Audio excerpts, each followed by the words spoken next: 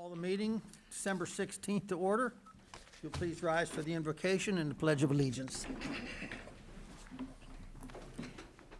Lord, we are meeting today to conduct matters of business. Guide our hearts and our minds in the spirit of fairness, right thought, and speech. Impart your supreme wisdom upon our activities so that our affairs may reach a successful conclusion. Thank you for being our source of guidance today. Amen. Pledge allegiance To the flag of the United States of America and to the republic for which it stands, one nation, under God, indivisible, with liberty and justice for all. Welcome, everybody. Roll call, please. Mrs. Lingo? Here. Mrs. Moody? Here. Mr. Parsons? Here. Mr. Redding? Here. Mrs. Dosa? Here. Mr. George? Ms. Sheets? Here. Okay, we have one member absent. Does anybody like to excuse Mr. George? I make a motion to excuse Mr. George. Mr. Redding has made a motion to excuse. Do we have a second? Second. Oh, whatever. She was first. Ms. Moody, seconded. All those in favor, please signify by saying aye. Aye. Opposed? Motion is carried. You have before you the minutes for the March 2nd, 2021 meeting. Hope you look through them. Is there any corrections that need to be made?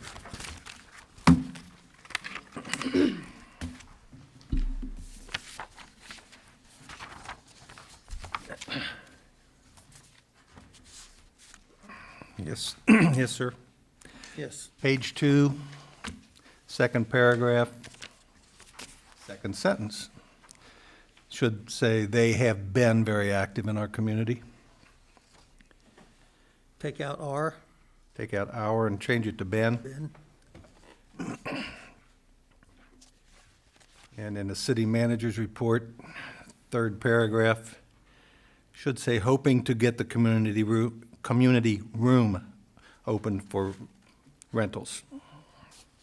Okay. Add room between community and open. Anybody else? Okay, then I'd like to request a motion to adopt as corrected.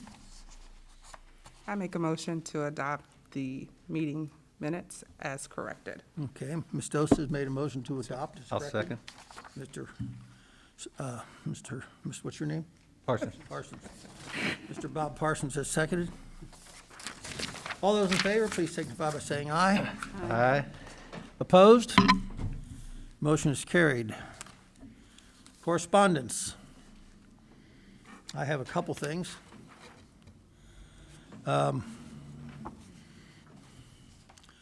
We have a thank you from Jan Crank to Mount Healthy City Administration and City Council. Thank you for the lovely floral arrangement you sent as your expression of sympathy. You know that Don Loving served in the city on council, Jan Crank, and this is from the family of Don Crank. Okay, so I'm gonna miss you, Don. Okay, and then I have a letter here that I've been asked to read. The Mount Healthy City Council. This is regard to 7405 Hickman, which is an empty lot. Dear City Councilman, members, we are communicating with regard to the vacant lot at 7405 Hickman Street. We are adjacent neighbors to the property. Janice Adams on the north side, who has lived there since 1990. Dan Campbell and Susie Wilkins on the south side, who lived there since 1997. Karen Arnett, 2 doors down, who have lived there since 2003. Since the property became vacant after the house fire years ago, Dan Campbell and Dave Adams share the responsibility of mowing and maintaining the lot. Dave is now deceased, and Dan and Susan do all the mowing. Both the adjacent property owners have been interested in purchasing the property for years. We, being Dave, Janice, Dan, and Susie, discussed splitting it between us, and Janice has even planted a tree along the line where they agreed on, should they ever acquire the property. We have spoken with the owner, Milt Godey, at various times, but with no success. Karen had been contacting the auditor's office for years to keep tabs on when the property was to go into foreclosure, but in 2019 was told that the value of the lot was so low to meet the threshold for starting a foreclosure, and gave up calling, thus missing the sheriff's sale. We, the adjacent residents to property, proposed that, should the city acquire the lot, we would be allowed to split the lot between our two properties. This has been our wish and intention for a number of years. We do not wish to have infill housing constructed.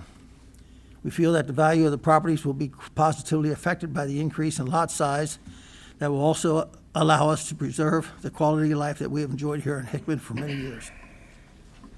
And this is from Janice Adams, 7411 Hickman, Dan Campbell, 7401 Hickman, Susie Wilkins, 7401 Hickman, and Karen Arnett, 7373 Hickman. And that's it, so. What, do you have any idea where that property stands as far Yeah, as? actually, it's part of our legislation tonight. We can talk about it. Okay, Yep.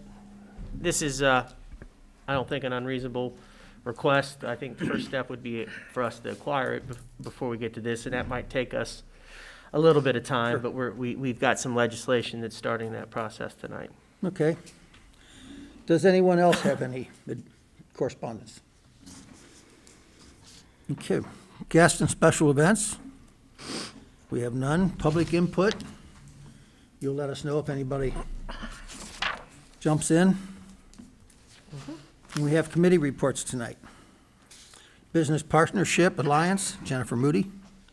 No, that's not right. Yeah, it is, and beautification. And beautification, Yep. okay. I'm going to start with beautification first, if you don't mind. I've been working with Greg Cutter, and we were looking at purchasing a new pot for the corner of CVS, which will be a large pot, so that will give more of a statement there instead of the small one that's been there. It also seems to hopefully be better for retaining moisture. In respect with that pot and some of the other ones uptown, I've been working with Land Tech, and they're going to hold some plants aside for us, especially begonias. And some of the plants that we found don't take as much water. Also, would like to look at the four corners at Compton and Hamilton. I talked to Greg about looking at something that would be better suited for those four corners. Those pots we put there just get lost. And to put large pots in those four corners, as we looked, is a pretty small area, knowing that the street will be redone in another year or so, looking at maybe, and I'm not sure, I've got to call Springfield Township. The pots that they, or the hanging ones that they have on Winton Road are just unbelievable looking. They're so huge. I don't know whether they have plants coming out the side or whatever, but there are pots now that you can buy where you water from the bottom. And Greg seemed very receptive to those four. He thought that we could work out between the volunteers and the city being able to water those. Those would be higher up. Looking at those poles, I think it would be more of a statement there in the middle of town at Compton and Hamilton Avenue than we've had in the past. And then Kim and I, and I'll report this in the Business Association meeting, Kim and I have been doing a walking in the business district. We haven't covered all the businesses, but one of the points that we've been talking to them about is if they would like a pot this year. We usually provide, the city provides a pot, soil, and plants. We usually, between Kim and I and Mary Gearman, and then of course Janet Curley does the ones around the Antique Mall. We usually take care of planting them, but the business people that want them have to make sure that they water them and take care of them. So we've made contacts with some of the businesses that are excited about being able to do it again, and we haven't reached all of them yet. So basically, that's the beautification report. Business Association, there was a Zoom meeting on March the 8th. I was a part of that, and the business, Chris Gehrman of Little Dutch, talked about the security cameras that he has put up around his building, which has helped with some issues that is happening in the evening with some other things that are going on. And so I do believe that the security cameras have been beneficial also to reporting some activity to the police department. So he's been working with them, and they seem to be working out well. Betty Bolles talked about the reopening of Fibonacci and how successful that was. If you've seen any posts, I was there one of the first nights when the fire pits were going, and Betty was really working hard at making sure that there was fire in the fire pits. The lights are up. A lot of what they've been done there has been working with the city through the COVID money, and it's just been outstanding. And they've gotten so many great comments. And so business was opening up in a very safe manner, and it's been very successful. She's got a lot planned if you want to look at the website as far as entertainment every weekend and food trucks.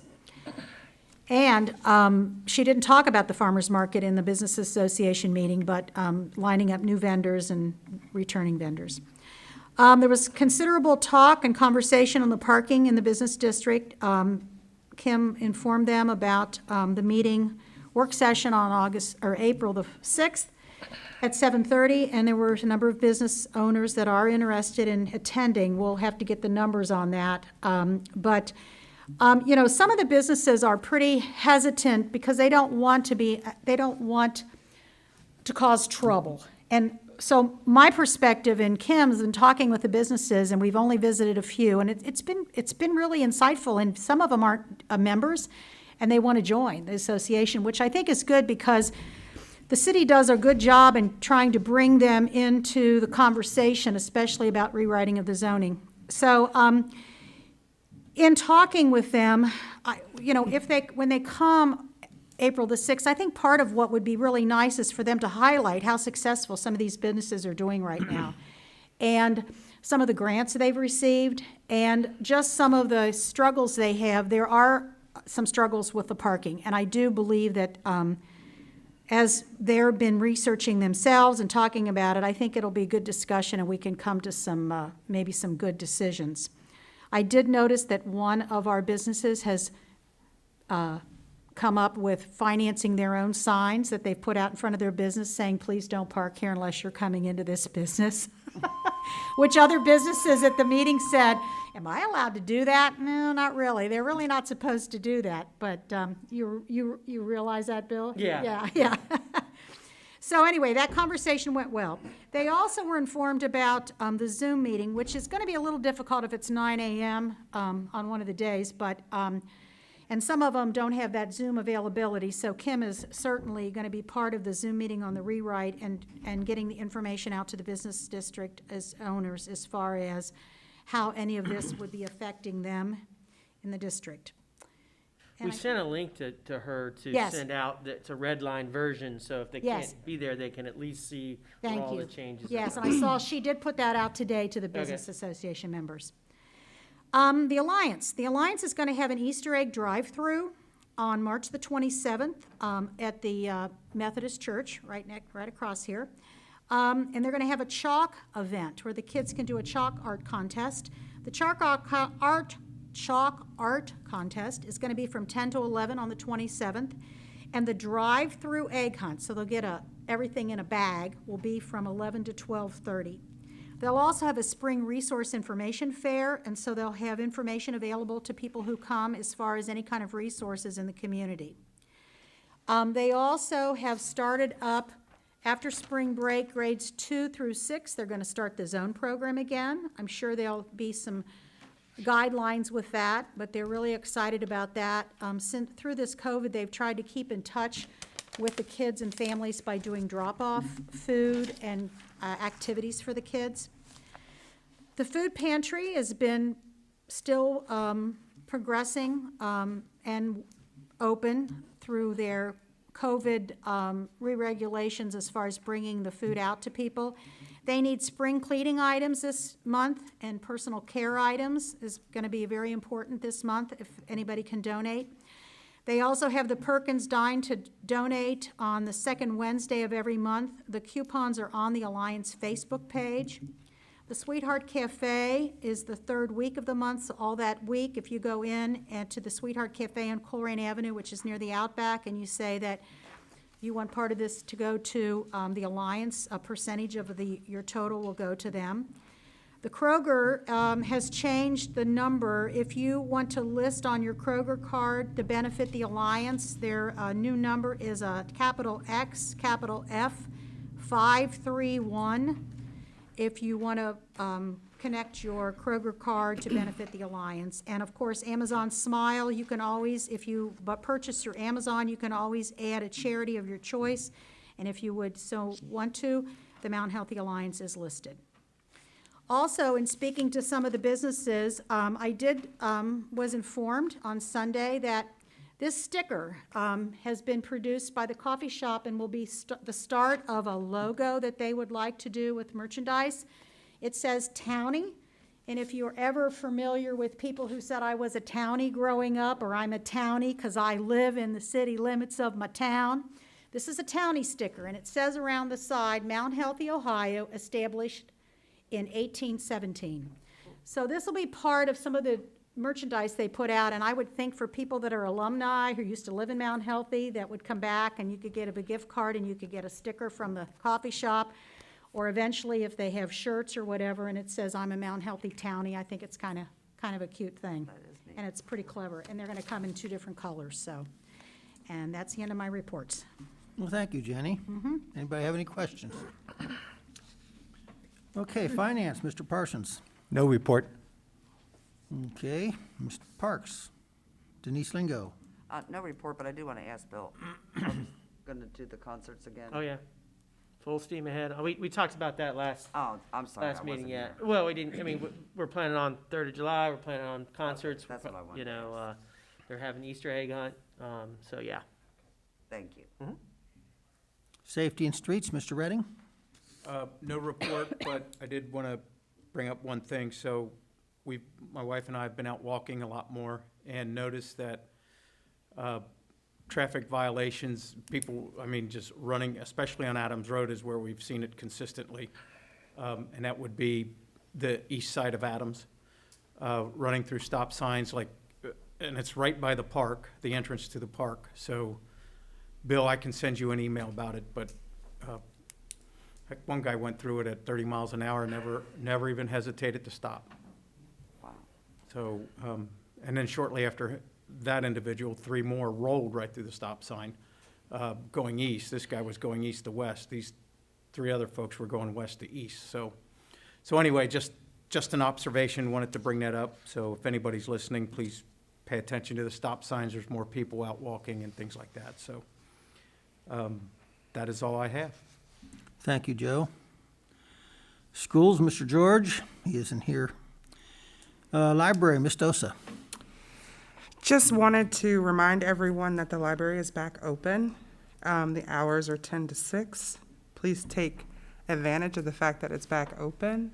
They are trying everything in their powers to adhere to COVID and safety precautions for not only parents, but children and students that are coming in. Customers can still stay up to 2 hours to browse shelves, and they're also still distributing meal boxes on Mondays from 3 to 5. So just want to remind everybody that we now have the library back open and to take advantage of that. Super. Thank you. Urban Tree, Ms. Lingo. No report. However, did you guys have a chance to think about the tree issue that I had brought up a couple meetings back? If you wanted them planted in the easement area versus giving them to people to plant in their yard? Karen just wanted to know what our thoughts were on that, so told her I'd bring it up again. Is there an either or? I mean, some people say easement and some people say Yes, yard? they could. Yeah, I mean, I was thinking it may depend on the street, right? Right. You know, if it's a wider right of way, maybe there is a tree that can work there. If it's Work, not, you know, I know a lot of other communities, I think I brought that up with that, are you moving did. more towards putting the, you know, hopefully they plant them in the front yard, right, or Right. close, but yeah, I think it could be one of those things that you look at on a case-by-case basis. I like that idea I too. like that, yeah. And then I told Karen that she could go to the pre-construction meeting, so whenever you have one, just let me know. Okay. Reach out to her for that. Okay, thank you, that's it. Okay. We Thrive, Cindy Sheets. We did have a meeting, but Jamie and I were the only ones that attended besides the lady that called the meeting together. But we had a nice conversation, and the Fibonacci's, their market will start on the May 2nd, And what we want to make sure people know is that they can use their EBT card, and that doubles. So if they hit $5 on their card, they can get $10 of food. So it's a really, so they're trying to figure out how to get all that notice out to everybody. Apparently, this is a normal process of being slow to start. So, but we could still run if we wanted to. So that's about it. Okay, thank you. Mayor's report, Mr. Wolf.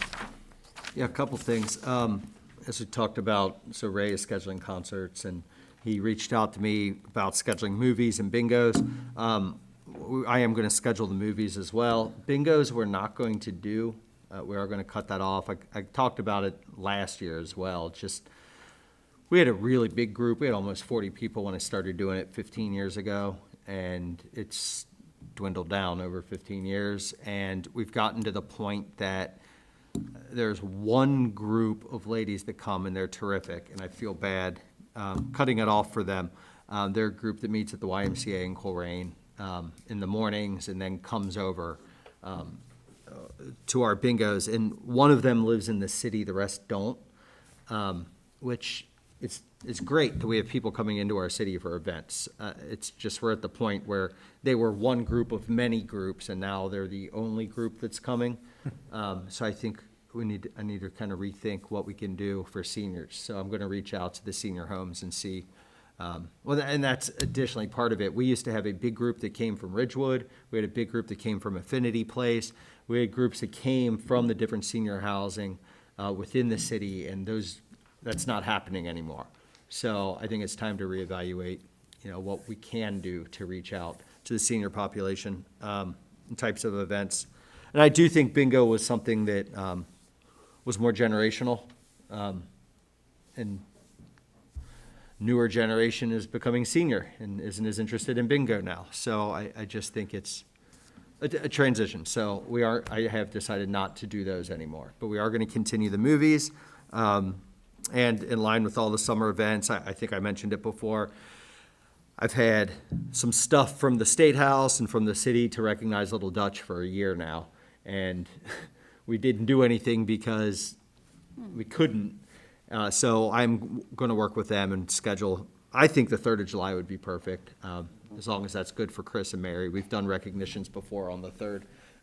I think that would be perfect. If not, we'll let them pick a concert or whatever they're choosing. But now that we are starting to have activities, we'll do that then. It's overdue, so I'm excited to do that for them. And then I do want to give you a heads up.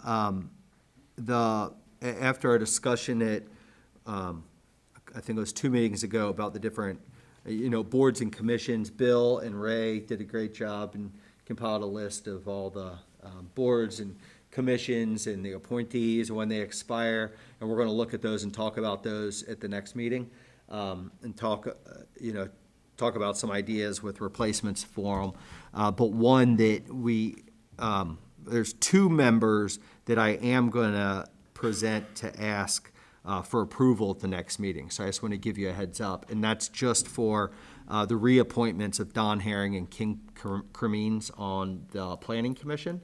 Don is the president of the board, and Kim, being with the Business Association, I think is very vital. So if anybody has questions or feedback, feel free to reach out to me, or I can connect you with them so you can talk with them over the next couple weeks before that meeting.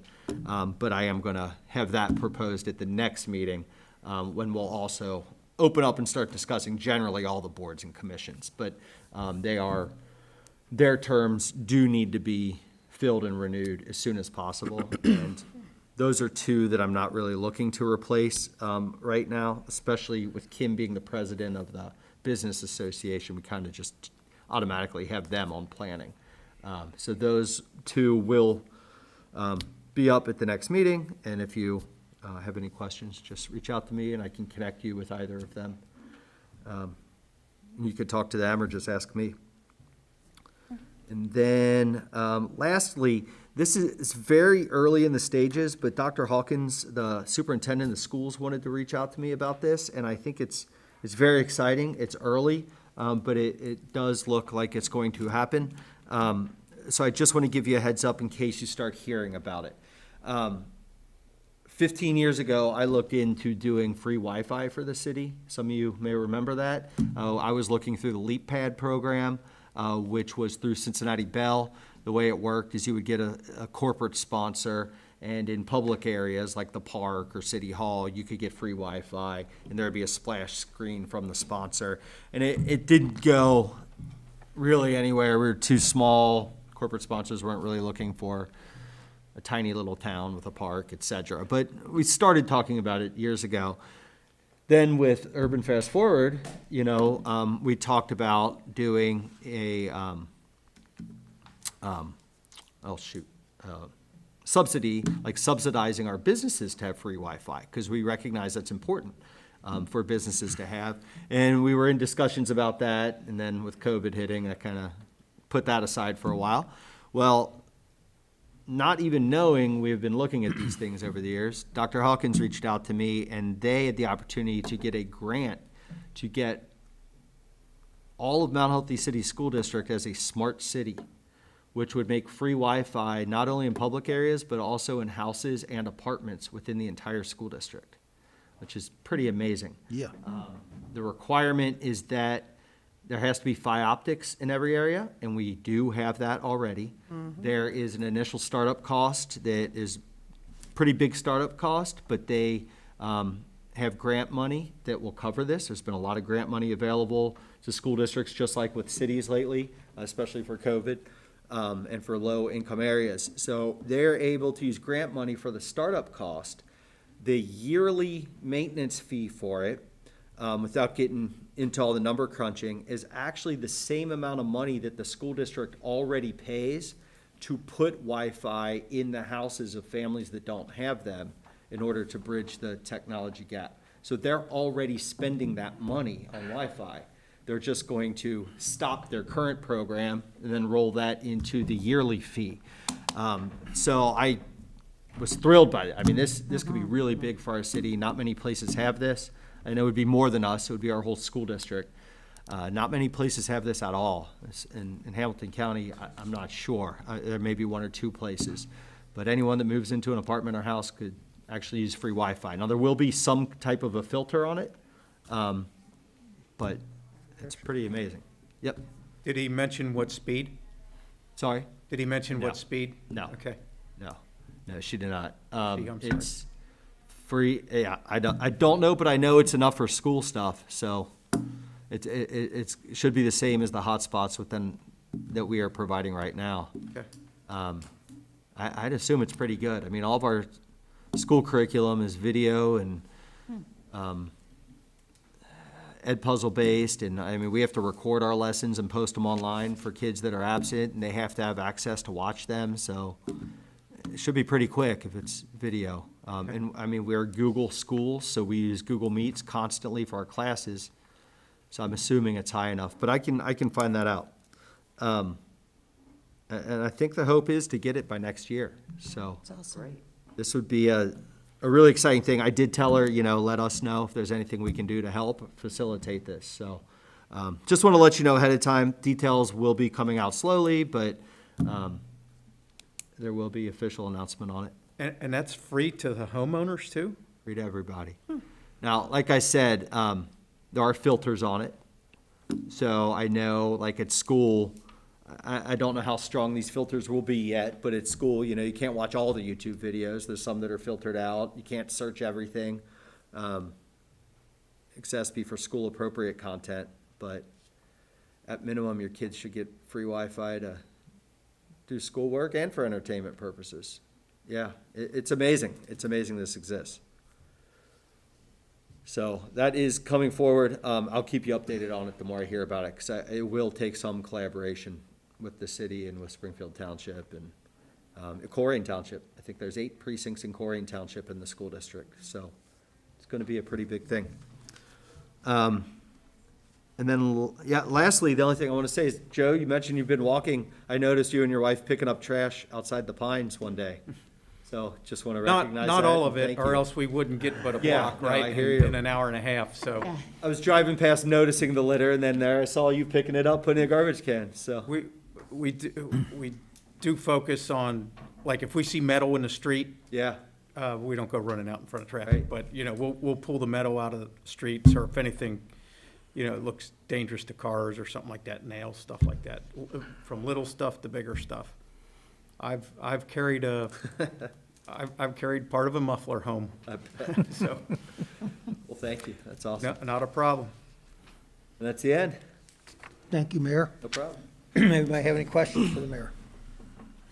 Okay, moving on then to city manager's report. Mr. Coker. Thank you. Just to confirm one thing, so the mayor, on the planning commission appointments, you'll make the recommendation, and then we'll ask council to, by motion, to approve those at that meeting, because we have a planning commission meeting coming up the next time, so we want to make sure that happens. So we'll just do it by motion that night for those appointments. So Warner, Perry, and Seward traffic signals on Compton are going to be eliminated. And I think we discussed this way back when we were talking about this. The state doesn't require any longer any notifications for that, which we've talked about. You've seen, some communities opt to put it on flash, or at least put up a sign, so it's not covered in the grant. I think it would make sense for the city to purchase some signs, and put on Compton. I think you'll get it on the side streets, and if you're coming off the side street or turning onto the side streets, you're gonna see the ones on Compton. I don't think we need to put it on all 4 intersections, but in each direction on Compton, have Greg create a sign that basically says that these traffic lights will be eliminated on or around May 1st. I want to give us a little bit of flexibility. It's not going to be a drop dead date. It's going to be based on when the contractor can get there. But in talking to them, that they feel that that's about a good time frame. It might be a few days before, a few days after. But I think it's important to let people know that we just don't want to be there one day and gone the next. Greg seemed to think that those are about $75 per sign. So I think I'm going to tell him to do that, as long as, do you guys think there needs to be anything more than that? Maybe put it on go ahead. I do. Can we set them to flashing for a while? I think they each have a control box, right? They do. Our engineer does not recommend that. That he recommends this. Actually, he doesn't really recommend anything, because for We are various putting reasons. But if you wanted to do that, We are you would- putting stop signs on the perpendicular side streets, right? Correct. Okay. Yes. There'll be just a 2-way stop. It won't be a Right, 4-way right. stop. Yeah. Okay, Yeah. I mean, they're the professionals. yeah, it's what I kind of yielded to as well. But we'll make sure the signs are big enough, and that they can see them. Sometimes I know that you can even add a little beaker, something that definitely draws the attention. But Are those going to be permanent or just temporary until just it happens? temporary, yeah. So sometimes you'll be at a stop where the stop sign will say, crossing traffic does not stop, or, I don't know what the wordage is, but they tell you that, guess what, you're stopping, and they're not stopping, so you better make sure you can get out. I don't know what the appropriate is, but it seems to me putting that under the stop sign would be a little more informational, I don't know. On When you're- Elizabeth and When, and yeah, and Perry, when you're not on Compton, Perry, obviously. knowing that you've got to cross and get on the other side, but you're stopping and they don't have to. I would think that for a while, people would not know that it's not a 4-way stop, maybe. Sometimes I've been at intersections where they'll say, cross-traffic does not Yeah. stop, so you're like, oh. Especially like here at Perry, I mean, people coming to Perry, Right. to Compton, think it's 4-way. Yeah, Yeah, our guys can definitely, can add something like that on Perry, Warner, and, underneath the stop sign or something, so people kind of know. yeah. Bill, can we put something on the Mount Healthy page too? Yeah. And on Oh, yeah, oh, yeah. Facebook page, Mount Healthy main page, city's main page, so that it's there for a while. So I don't know, because I'm not out during Monday through Friday especially when school foot traffic is, but can we get anything, that's a good idea, and this is where this is coming from. Can we let the schools know? I know some people are still going to school, right? So that's my biggest concern is those intersections with foot traffic for school-age kids. Right. And I was in high school once. I'm more worried about the kids in high school because they seem to pay the less attention, so. Okay. That's true.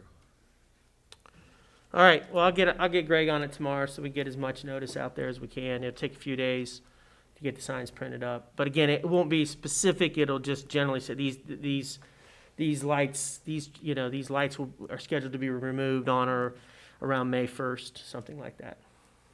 And what is our communication? Because I can just hear the questions coming about why are we taking these down? Right. So what are we all saying? Okay. So we're all on the same page about Well, why this. and to fairness to you, and it's probably a good time for a refresher.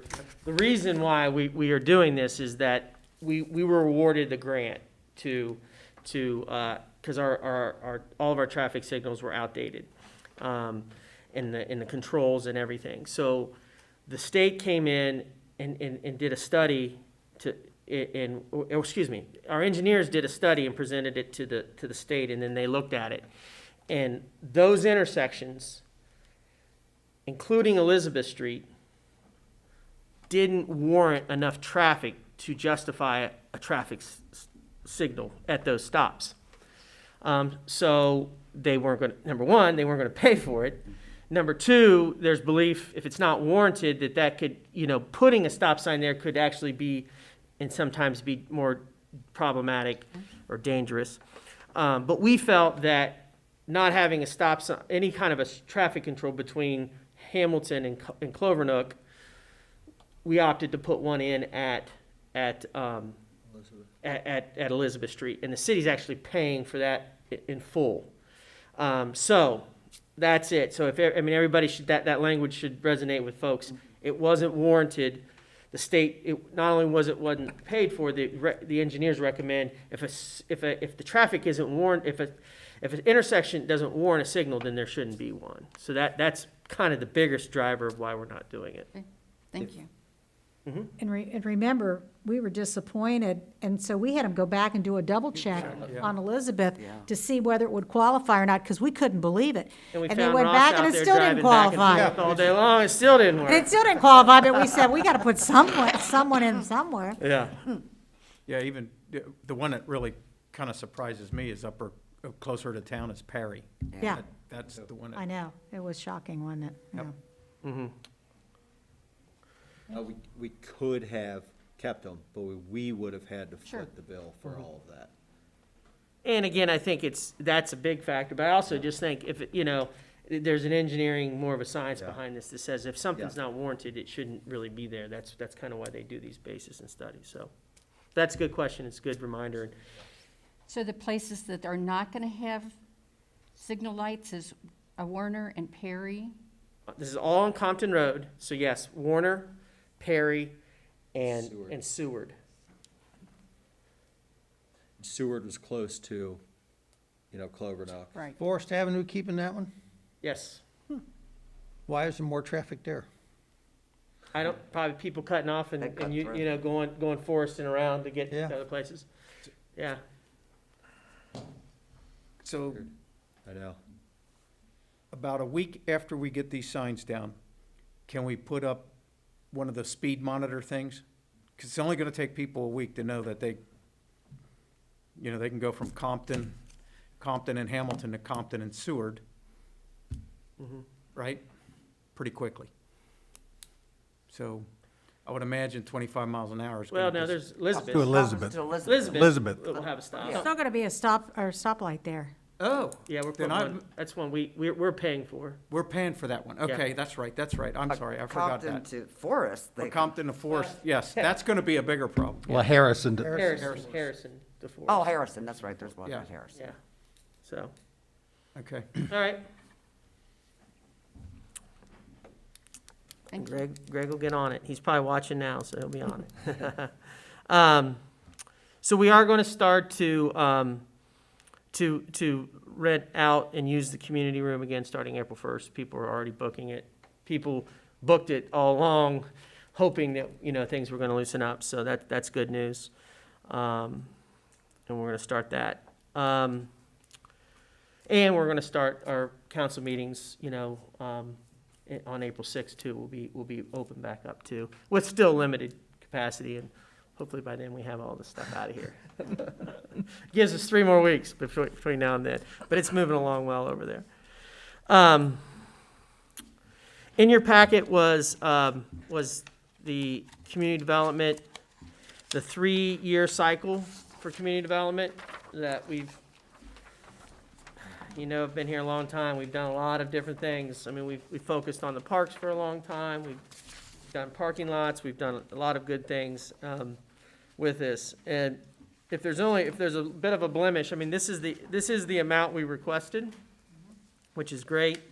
The only thing is we don't get anything this year, and it's a little bit of a frustration in that, we've been talking about a plan for the alleys and using the additional funds that we're getting in, that we're in our 2nd year now of gas tax money.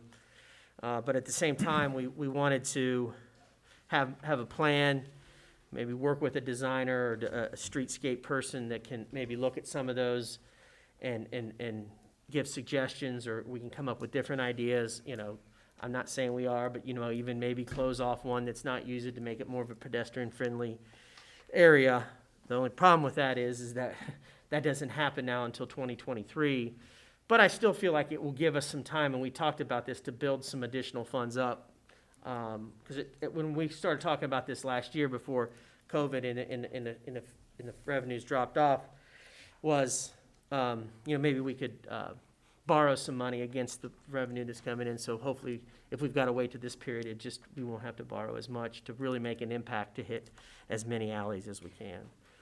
But it's still good news, and we're getting that, and I'll work with Kim and the Business Association with the Facade grants too. Because I'm sorry, I guess for people that are watching, we got $25,000 in 2022 and $25,000 in 2023 for Facade grants for the uptown businesses, and then we also got the $65,000 streetscaping grant in 2023 for a total of $115,000.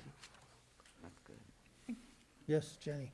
So the gas tax money, this is not the gas tax money. No, So we were anticipating gas tax money to be used for the parking lots and the alleys, but because of COVID, the amount fell well below, or we didn't get it? Well, Or refresh me on that. sure, And also, are we looking this year to getting any gas tax money? yes.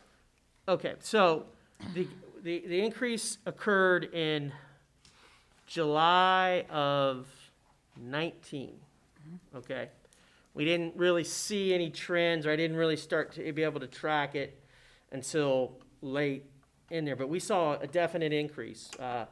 Round numbers, probably almost doubled what we were getting, so approximately 120,000 more a year, right in that range.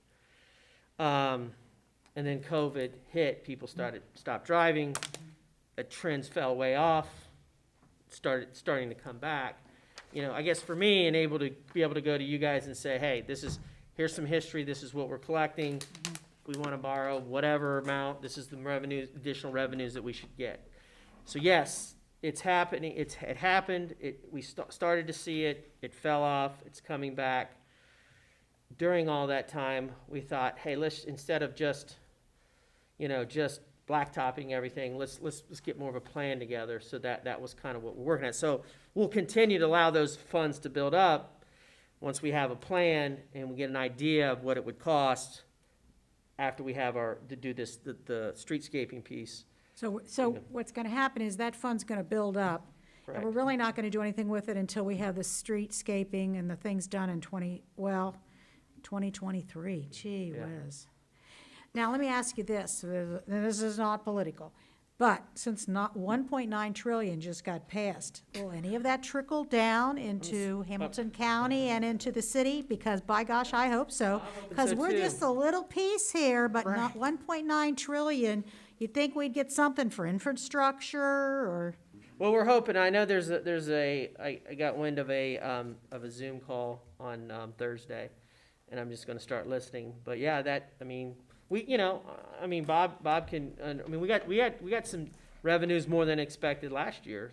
Well, that trickle from the 1.9 is going to be through 2022, so Right, I we may not understand that. see it till next year. But I would imagine we would get several hundred thousand, Hopefully. 200,000 maybe? Well, I don't know, the mayor, huh? You think More than that? Huh?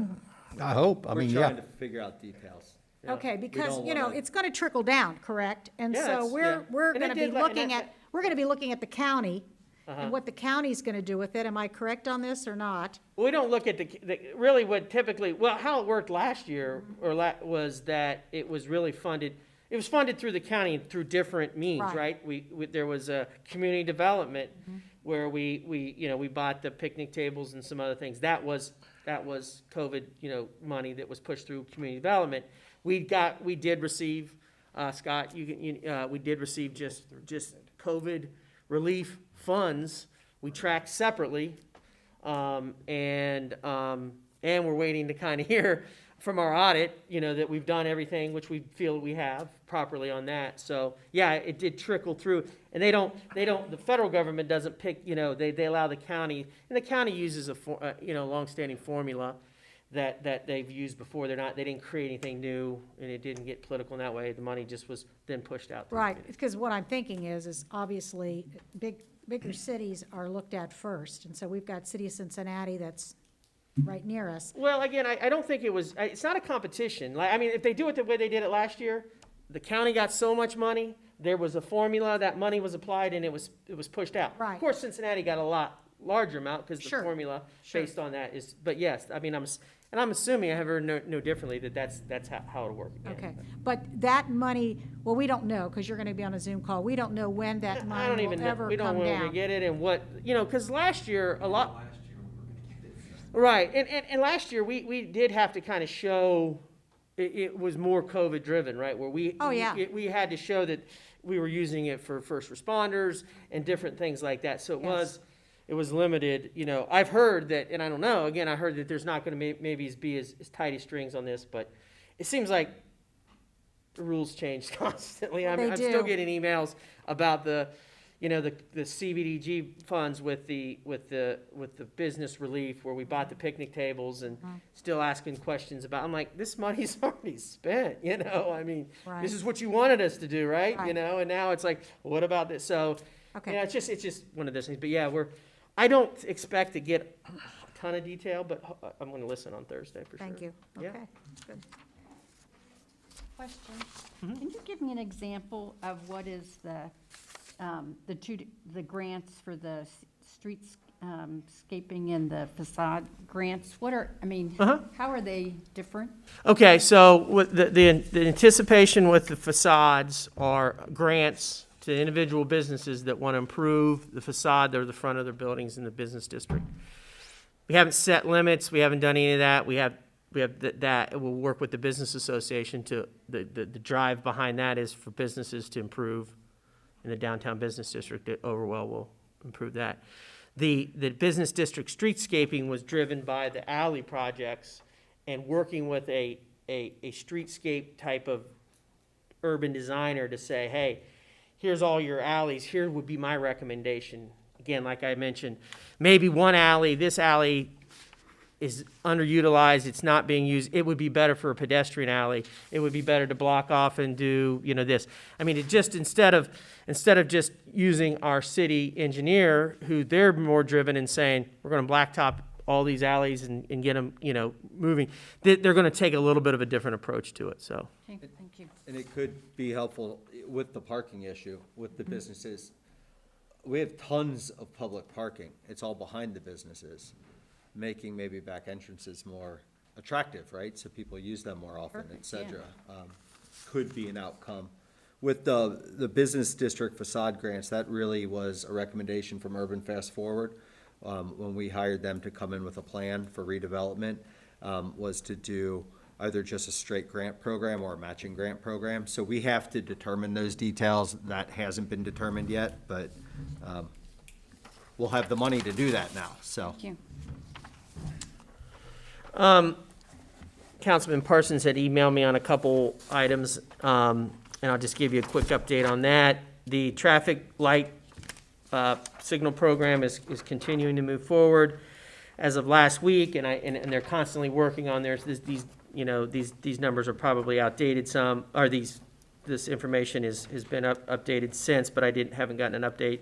But all pedestrians are done, except for the one on the southeast corner of Madison, which that one is kind of a standalone that's been hit on several occasions, so we're actually completely relocating that one to try to keep it out of the turning radius there where it's been damaged.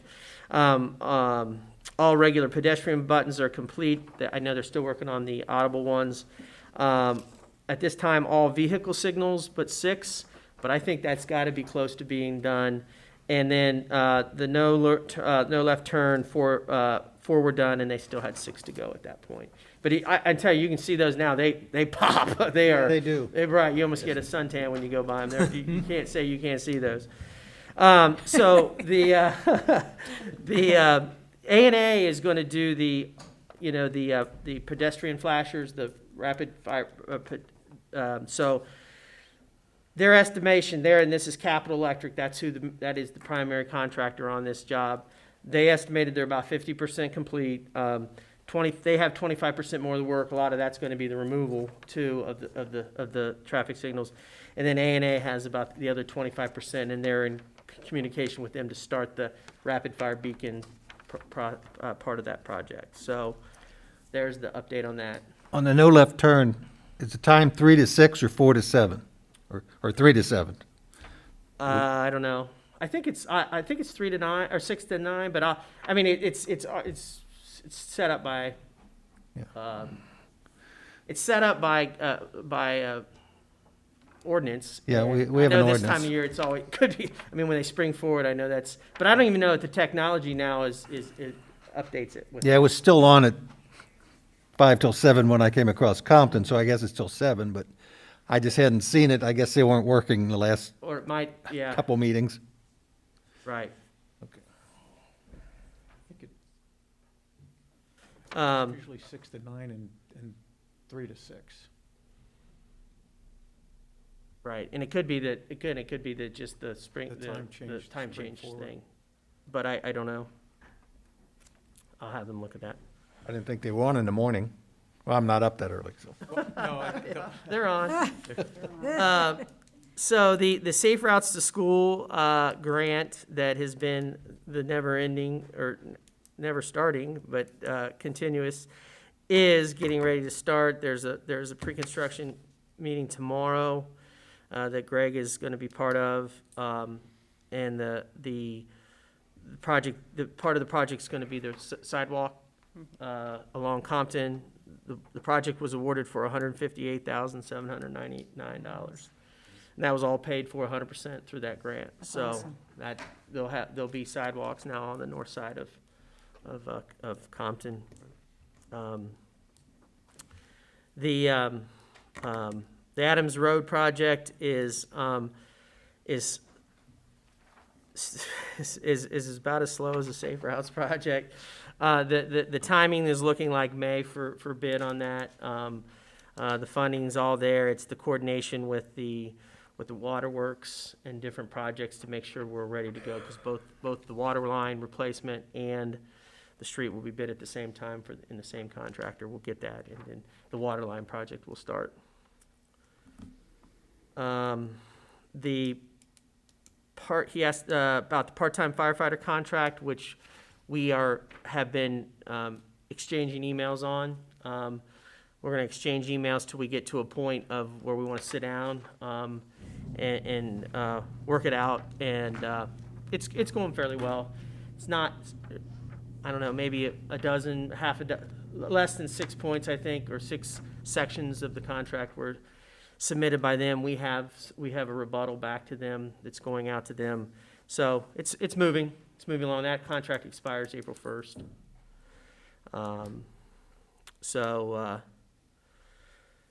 And then the, Excuse me, your contract expires April 1st? This is March? Okay. So they're going to work without a contract? Well, no, you extend it, and then it just retros back. Yeah. So no, they won't, the contract won't have any kind of like first of all, they don't strike, they can't strike, but and sometimes we could get it done before then, although council won't be able to get it passed before, because council will approve it, so. Thank you.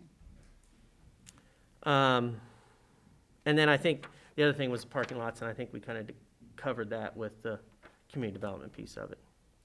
So you're looking at 2023 for making a decision on that, Yeah, yeah. 2 years At from now, least, okay. yeah. Yep. I mean, I think that makes sense, and then bidding it out as one big project, but getting the downtown businesses and the side alleys and everything else. And by that time, we'll be able to track our revenues more consistently to see exactly, how much we want to do, and we'll save that money.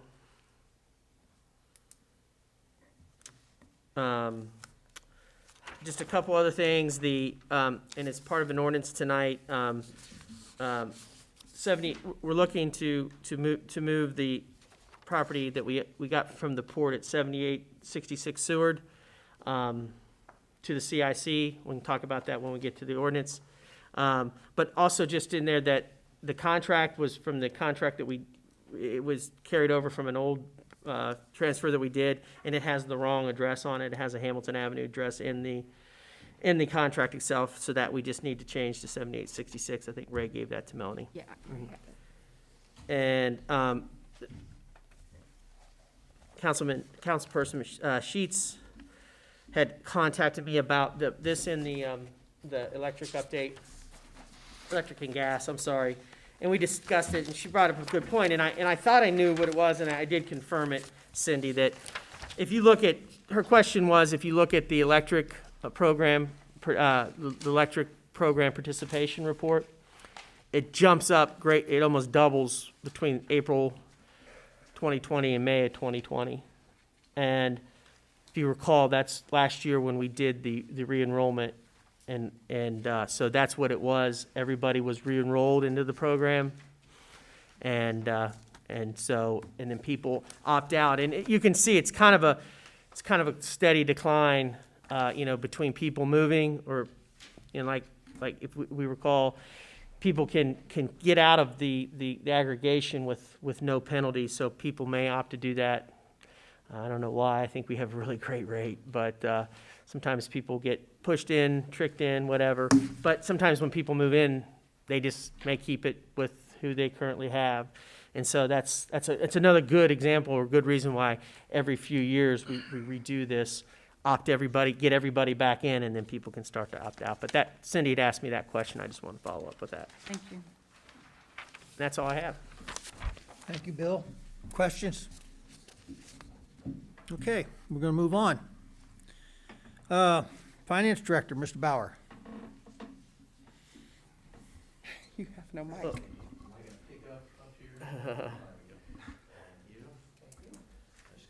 Couple quick items. Financial statements in your packets for February. Let me know if you have questions. And I'll just bring up the CIC again. So I sent an email, so Joe, Ross, and Denise, and Jamie, instead of before council, we'll do it right after council. It'll just take 2 or 3 minutes, and we're doing it that way just to make sure everyone's here in case someone's running late, just because we actually have to take a vote for our side of the transaction for the Seward Avenue. So When is that meeting?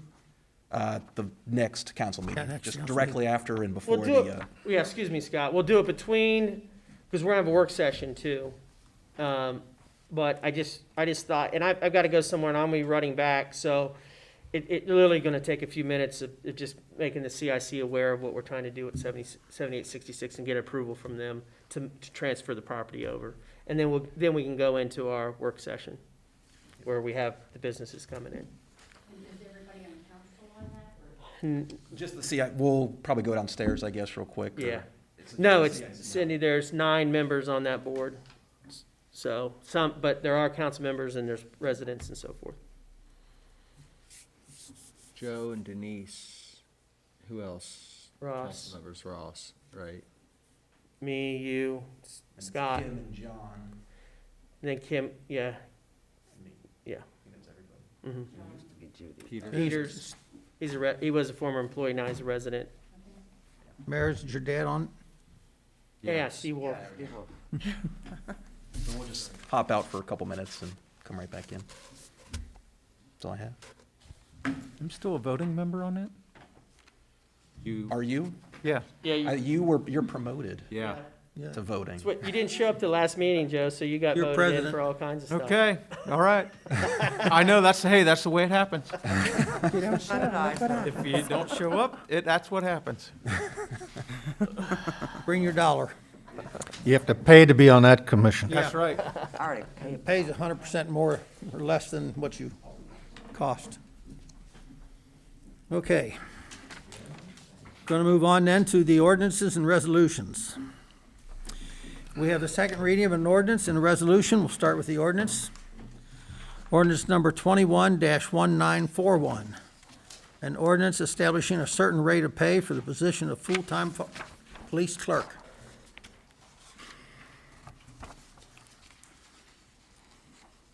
We had the first reading last week, or last month, earlier this month, I'm sorry. Earlier this month.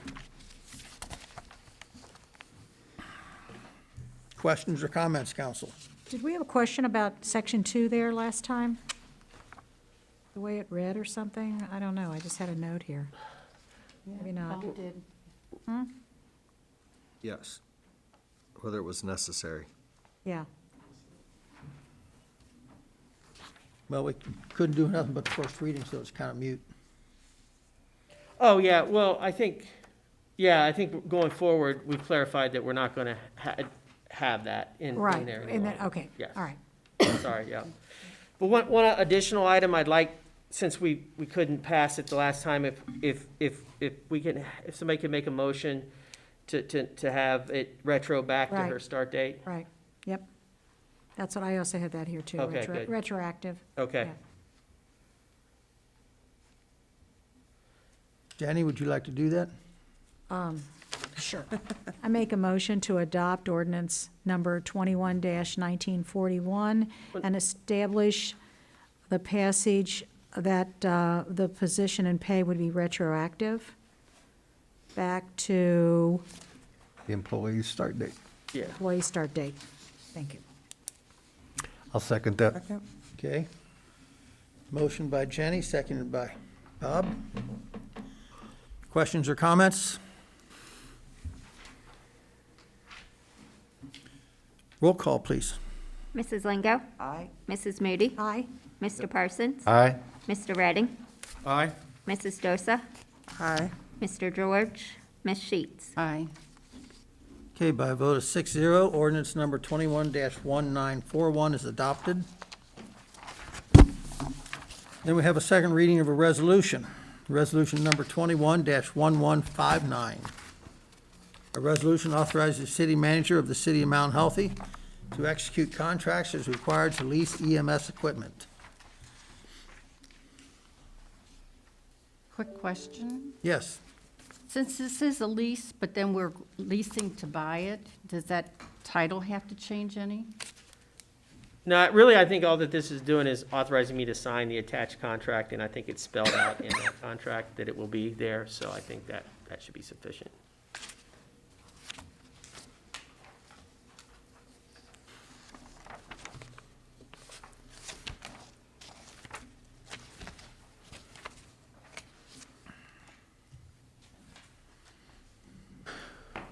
any other questions or comments, council?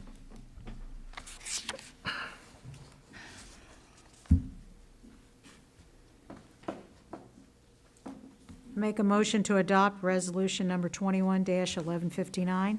Okay, Ms. Moody has made a motion to adopt. Second. Ms. Dosa has seconded.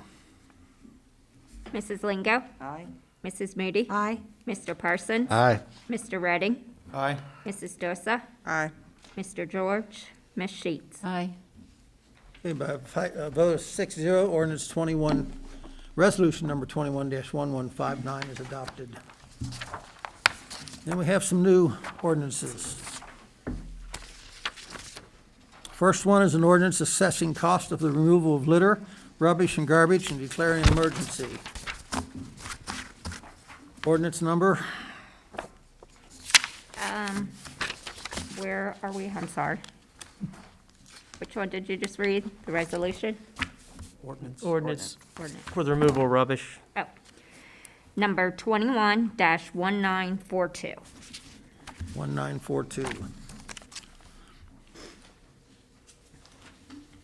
Okay, not my address, I'm pleased.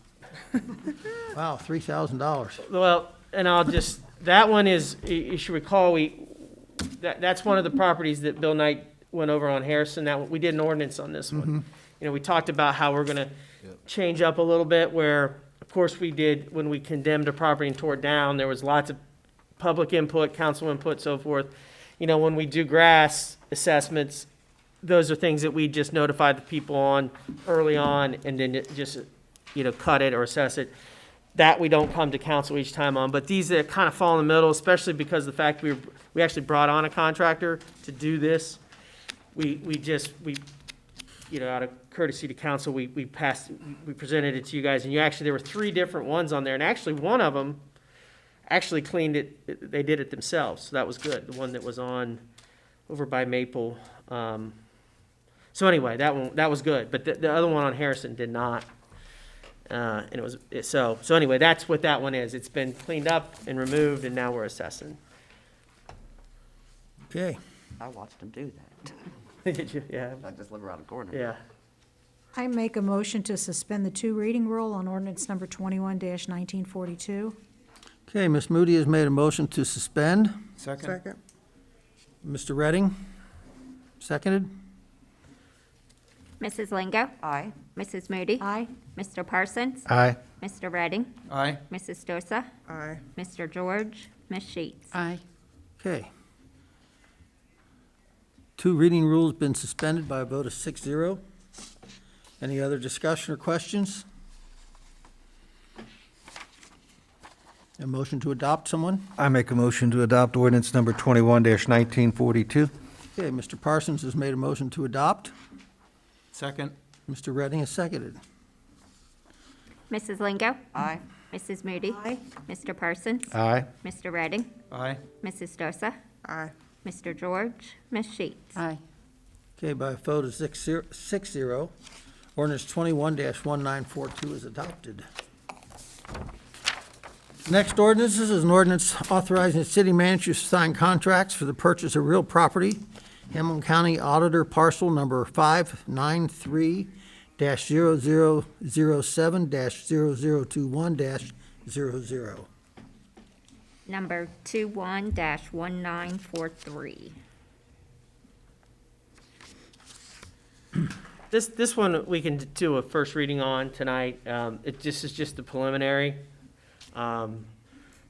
Started this process. This one will be a huge get if we can get. Is this a red line? This is red line, yeah. This is big. This Yeah. is huge. This is So, really but it's big. got a ways to go yet. Does it? To work itself through. Okay. And there's a backlog on the business side of these. But the port knows how important this one is to us, so we're gonna keep our fingers crossed, and we'll be ready to go. So with what do that you one. think our chances are? I think they're decent. I mean, it's on their radar at least now, so, they've been fairly successful in the past. It just takes some time. And, you know, How long do you think? I don't know. I Okay. mean, you know, they said this one, the docket's backed up more on a business one versus residential, so the other one could move faster. Okay, But hopefully it's within this year. great. Do we know where the liquor license Yeah, is? good. Well, that's good not really, question. no, I mean, that's separate from the property. That's owned by a person. Well, it is, but do we know if it's being used or if No, it's sold or I mean, anything? it's not, I don't know, I don't know. And because that liquor license was held and used here in town, wouldn't we have some kind of a knowledge base we could get on where that is right now, or not? Aren't we? Well, I privy mean, to- yeah, we could ask the liquor board if it's still owned by the same person. You know, we fought that in the, I you know. know, we did. It was, we fought the transfer, then it got moved over to the LLC, and it was just dormant. I guess my concern is if it's out there for sale, you know, who's gonna buy it, and then is it Well, gonna be and end up that's always a here? risk. I mean, when it's out there for sale, it could go in any municipality, correct? Or does it stay within the area where it was? Well, I'm not an expert on liquor permits, but what I found is, I've thought for years we've been out, right? And it always seems like something else can open up, right? Somebody else can get, there's a different type. I mean, and I'm not even like, Fibonacci they got a brewing one that was Yeah, that's completely different. different, way different. But, we have some places in the Hilltop that's just liquor only. It's beer, it seems like every time I turned around, there was like, well, this is a different, different type or whatever. And what I find is they're in the liquor business, the liquor board is in the business of issuing permits, right? So, But we have difficulty if we want a restaurant to come in town and try to get a liquor license to serve liquor within a nice established restaurant. Right. As opposed to somebody's gonna open up another bar and be able to get a liquor license. I guess that's my frustration in all of this, because, that we are looked at differently than like a College Hill, which is connected to the city of Cincinnati, correct? right. Yep, so Man, it's just a tough one. I mean, it's, I mean, they may sell it to the highest bidder, the city could buy it and then control Well, it that way, that's- possibly, but, that's where I was going, Bill, Yeah. would that be something we'd want to control? And I think, yes, right. and package that with the development of whatever we do. Is the city even allowed to buy something like that? Don't know. I'm sure we could. My only concern with that is that city gets involved and that price is just gonna be premium, they can, there's no limits on what they can charge for the rights on that. Well, That's it's- usually what is being, That's usually what happens anyway. Well- right, when a business is being sold, and, a bar is being sold, that's probably the greatest value, a lot of times, right? I mean, if it's the building, obviously, but a lot of times those places are leased, a lot of the stuff in there is provided by, so that's usually what they're buying when they buy the business. The arm of the city could buy that, though. CIC? Yes. Absolutely. Yeah, And Pit to Plate has been sold, correct. and they're gonna be maybe looking for, we don't know what kind of liquor license they have down there. I think it was a full, I mean, when she opened it, when she had it, it was a full Yeah, she permit. had liquor. And I mean, and what they're inquiring about is putting in a sports bar down there, is the latest I've heard. Yep, okay. All right. Okay, so first reading, council? Yes. All right. Moving on.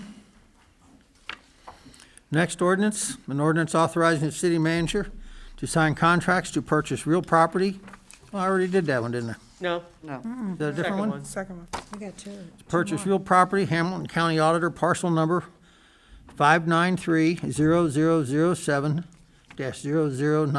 593-0007-0096-00. The 9.6 is what was different. 96 is different, okay. So this is what the letter earlier was referring to. Hickman Street.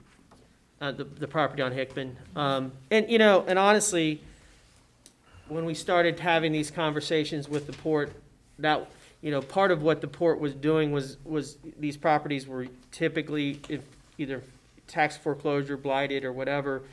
And some of them, the discussion was, hey, it's doing exactly what they're asking, is the property, this happens to be vacant property, but a couple times we've torn down the property, like on Rugg Street or on Harrison, and it could be divided, it could be redeveloped. A person that wrote the letter called me today, and I said, yeah, we need to get control of it first. That's the first step. It could go into the city right away, because the city has the right to vacate that property. We've done that in the past, and what we've done is typically have the parties that are interested, because there has to be a legal description and so forth. But that's one of those things where we're gonna talk next of why we gotta transfer the parcel on Seward to the CIC, because it's gonna be a direct sale. We don't have to do that when we're talking about a vacating that property, as long as it goes 50, gets line drawn down the middle, and 50% goes to one property owner and 50%. Who pays that surveying cost? Well, that's typically what we've done in the past, is have the people that are interested in Right, doing pay that the to do surveying that. cost, And there's obviously there's a fee here that the city paid to get this property. So Right. maybe you'd wanna, again, you would maybe wanna recoup all your costs, maybe not, it depends on what council's thoughts Sure. are. But I told them, look, we're not gonna do anything until we get it, and then once we get it, then we can revisit. Melanie, we need an ordinance number. 21-1944.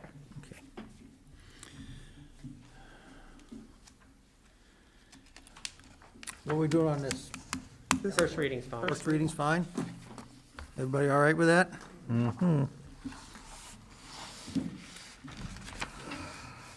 Next ordinance.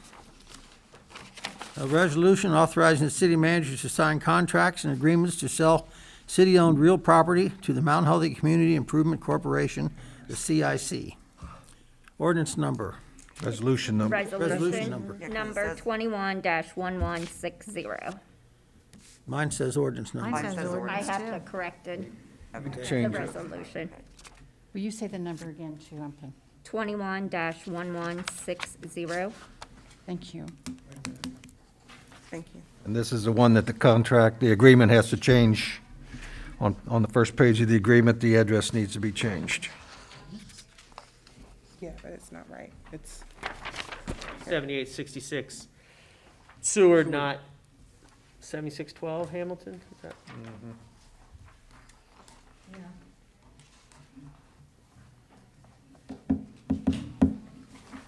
What's your wish on this, Bill? First reading? Yes, because we're not going to meet with the CIC until the Okay. next meeting, so I wanted to get a first reading tonight. And again, it's really sounding promising. Hopefully I'll have more details from the Port Authority as to their plan for the property, to completely rehab it, who they'll target to get in there as a first-time home buyer, hopefully, or, so I've asked for that information as well, but they're definitely on board and they're interested in it. Greg and I walked through with them a long time. I mean, we had to spend nearly $4,000 to get the place cleaned out. It was filled floor to ceiling with all kinds of stuff. Oh, wow. And, Look at what this is this Seward between, it's right on Adams and Seward. It's a little white brick house that sits out kind of closer to the road. Most of the houses on Seward sit back. oh, okay. It's kind of, you see the car or the garage much clearer from Adams, Okay. but all it right. sits right there. Okay. But it's a nice little brick, and they're planning on completely gutting it out and redoing it. So it'd be a good first project. And I don't know how many, I've had several calls now from people that are interested now that they know that we own it, of getting it purchased, but definitely want to do this program with them. So this will transfer it over to the CIC, and what I've talked with the port on that is, so we're all in on this thing, like $6,000 is to split it. They'll buy it from the CIC for $3,000. Because the more we make them pay, the less they're gonna be able to put back into the house, but at least we recoup some of our costs. And then council can determine, then that money typically will stay within the CIC unless you guys wanted it back out. But it's nice to have some money in the CIC to be able to move on a project. What do we have, like 30-something thousand in there now? Because it would be nice to look at the CIC at some point to see how it could work towards some of the initiatives and future plans we have for the city also. Right. Since we have the CIC. Right. So first reading's great. Okay. okay. That takes care of all of our ordinances and resolutions. Old business.